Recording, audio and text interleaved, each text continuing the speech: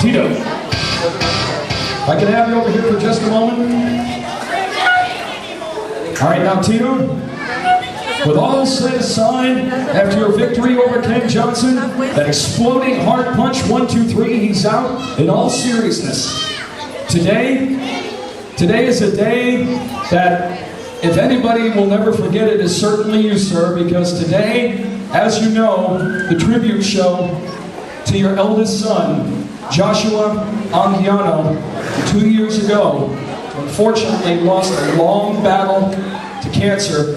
And you know I was right there with you. I was right there and I'm going to tell you, I never saw a young man fight so hard that I saw in Joshua. He had the heart of a champion, sir.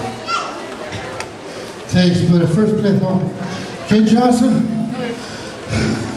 you're still a tough dog, bro. I don't care what those guys back there say. You still got it. And my brother, I wasn't at my best today. I've had a lot on my mind this couple of days. And today when I was told I still had to be here because of everybody, because of the fan, because of this and that, I was here. And you know what? Back to my son. My son was a young athlete. He was a very good technical wrestler. He got to wrestle one pro fight, but he was a good heart. He was made for this business, maybe better than I was. You know, I've wrestled a lot of guys through the years, but you know, the worst fight that I had was when I lost my son. And I hope that every family member here tonight, every parent, every grandparents appreciate and treasure the memories that they have with their families.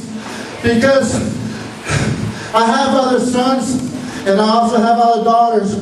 But you know what? Life goes on, like my son would tell me, Dad, life goes on.